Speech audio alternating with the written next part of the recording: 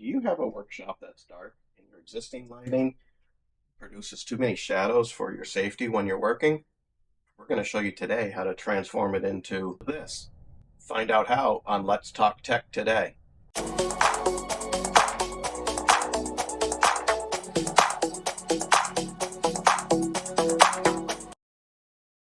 Hi everyone, Mike here. I reached out to my good friends at HYKOONT to find out what type of lighting that they would suggest for a workshop. They were kind enough to send me out this 5-Hex lighting system that is meant for garages, workshops, or anywhere else in a home. And there's a variety of ways that I saw on their website about how you can anchor them. I wanted to have something that can replace my existing LED light that I have here that produces a lot of shadows, not only in the saw area, but directly in front of it when I might be doing assembly of something. So I wanted to have something that can give me a nice broad area of lighting. And this lighting system is approximately 5 feet by 8 feet fully assembled. So let's open up the box, see what's included in this, and then I will start assembling it and get it mounted up so everybody can see what's involved. Okay, so let's open up the packaging here. Get through there. All right. And this is a self-contained kit, has everything that you need within here. And it includes the literature. This one is specific, I guess, for the 5-Hex system. Everything that's included in here and different arrangements that you can use to set it up. There's a power cord that connects directly, and all of the connectors are included in packaging to make the hex arrangements. There's zip ties so that you can anchor them if you have a way, and I don't know if they're long enough that I can use with this open truss system, but there are secure anchors if you had it for drywall. And all this consists of is, in order to put this together, there's 25 pieces of these lights. They actually give you one spare in case there's a problem, but everything is just plug and play. Connect all the connectors together. There's no soldering or anything fancy that you need to do. And so let's start getting some of this assembled and take a look at what this is going to do to improve our lighting. Okay, we've put one of the hex lights up. I just wanted to show you quickly how much more illumination that this is providing than this one fixed light. And when we have 5 of these up here, this is going to be perfect for what I'm looking for. So let me continue the setup on this and we'll give you the final look when it's completed. Okay, we've completed the assembly of the 5-Hex lighting system on my open truss that I have in my basement.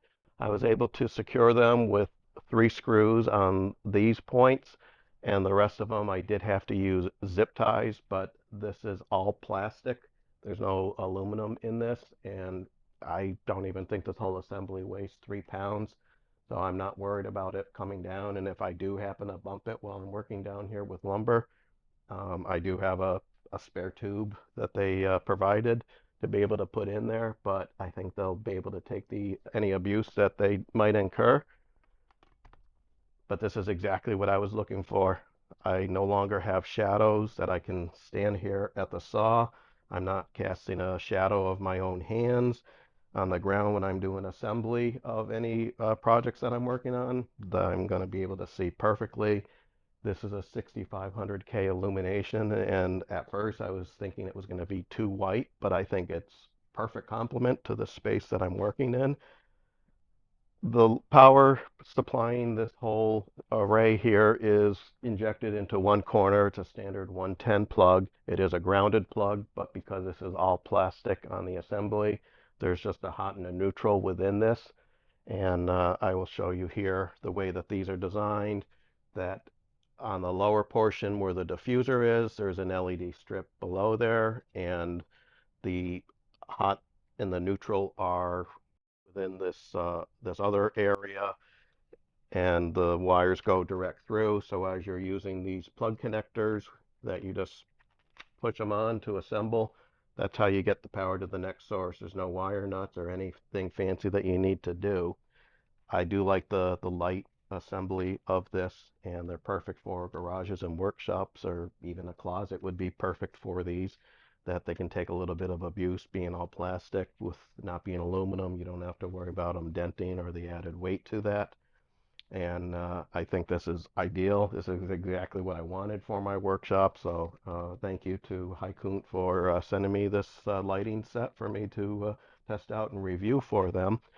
Um, as far as any negatives that I see to this, not necessarily negatives, but I would love to have the ability to choose the color temperatures on this and being fixed at 6500K. I know a lot of LED lighting systems that do exist for screw-in light bulbs that they do have selectable switches on them now that you can choose 3000, 4, 5, 6500K.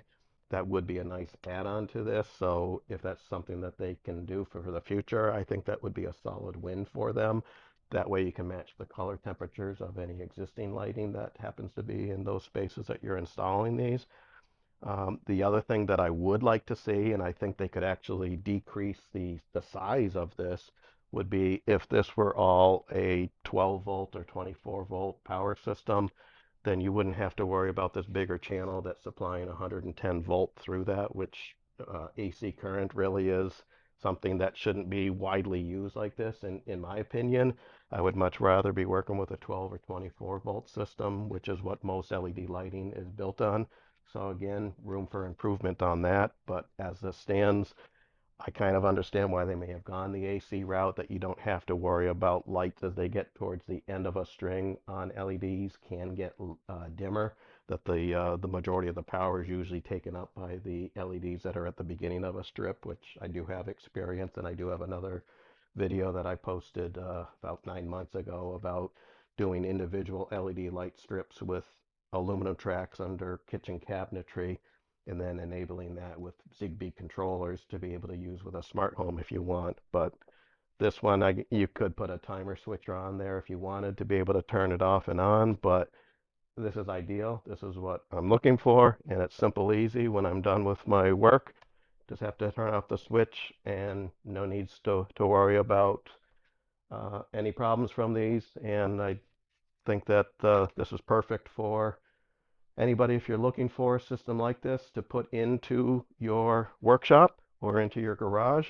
I will include a link in the description. There is actually going to be some additional sales, I believe, this week because of Father's Day, but I do have a coupon code that HYKOONT provided to me for customers to be able to use. On behalf of everyone at Let's Talk Tech today, we thank you for watching. If you aren't already subscribed, please click the subscribe and the like buttons, as that really does help us to grow our channel. We'd also like to thank HYKOONT again for sending us their product to demonstrate. Thank you for watching, and have a fantastic day.